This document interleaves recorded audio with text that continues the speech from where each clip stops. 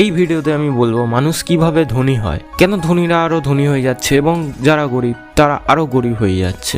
এমনটা আসলে কেন হয় জানতে হলে আজকের ভিডিওটা পুরো দেখবেন। এদের মধ্যে পার্থক্য করার আগে বলে দিই, মানুষ গরিব বা ধনী হয় নিজের মাইন্ডসেট থেকে। আপনার মাইন্ডসেট যদি গরিবের মতো হয় তাহলে আপনি গরিবই থাকবেন, এবং যদি আপনার মাইন্ডসেট ধনীর মতো হয় তাহলে আপনি ধনী হয়ে যাবেন। ধরে নিন একটি গরিব মাইন্ডসেট থাকা মানুষ 20,000 টাকা প্রতি মাসে ইনকাম করে, তাহলে সে ভাববে আরও হার্ডওয়ার্ক করবো, তারপর প্রমোশন পাওয়ার পর আমার মান্থলি ইনকাম হয়ে যাবে 30,000 টাকা। আরও হার্ডওয়ার্ক করবো এবং তারপর 40,000 টাকা।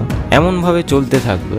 এই গরিব মাইন্ডসেট থাকা মানুষের যখন ইনকাম বেড়ে যায় তখন সে খরচাও বাড়িয়ে দেয়। যেমন ঘরে নতুন এসি লাগানো, নতুন কোনো ফোন কিনলো, গাড়ি কিনলো, এমন করে লাইবিলিটি বাড়িয়ে দেয়।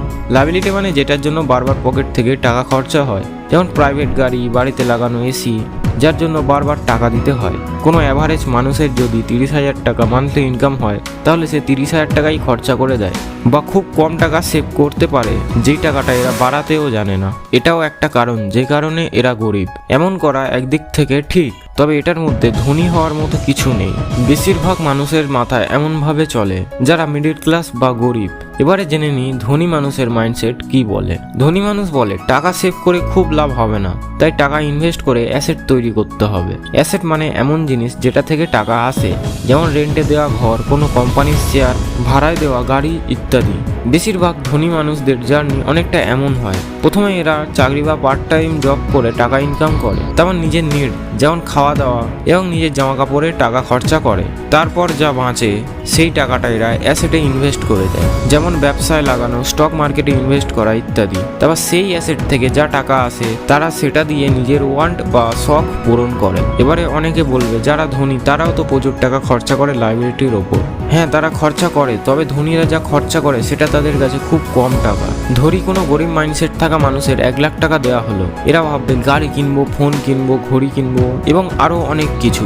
এরা পুরো 1 লাখ টাকাই এমন ধরনের লাইবিলিটির ওপর খরচা করে দেয়, যেটা পরে এদের আরো গরিব করে দেবে। এরা আসলে টাকা থেকে টাকা তৈরি করতে জানে না। অন্যদিকে ধরুন কোনো ধনী মাইন্ডসেট থাকা মানুষের 1 লাখ টাকা দেওয়া হলো, তাহলে ধনী মানুষ সেটার মধ্যে থেকে হাফের বেশি টাকা মানে 50,000 বা তার বেশি ব্যবসায় লাগাবে বা অন্য ভালো কাজে লাগাবে, যেখান থেকে আরো টাকা তৈরি করা যায়। এবং এরা 1 লাখের মধ্যে 10,000 থেকে 15,000 টাকা লাইবিলিটির উপর খরচা করবে, বা ম্যাক্সিমাম 20,000 টাকা, এর বেশি নয়। এরা 1 লাখ টাকার জিনিস তখনই কিনবে যখন এদের কাছে 10 লাখ বা 1 কোটি টাকা থাকবে, কারণ এরা জানে টাকা থেকে কিভাবে টাকা তৈরি করতে হয়। ধনীরা প্রচুর টাকা তৈরি করে, তারপর এরা খরচা করে। আপনিও নিজের ভাবনা ধনী মানুষদের মতো করুন, যেটা করে আপনিও ধনী হয়ে যাবেন। এটা মনে রাখবেন, মানুষ ধনী আগে নিজের মাইন্ডসেট থেকে হয়। যদি এমন আরো ভিডিও দেখতে চান তাহলে আমাদের চ্যানেলটা সাবস্ক্রাইব করে দেবেন।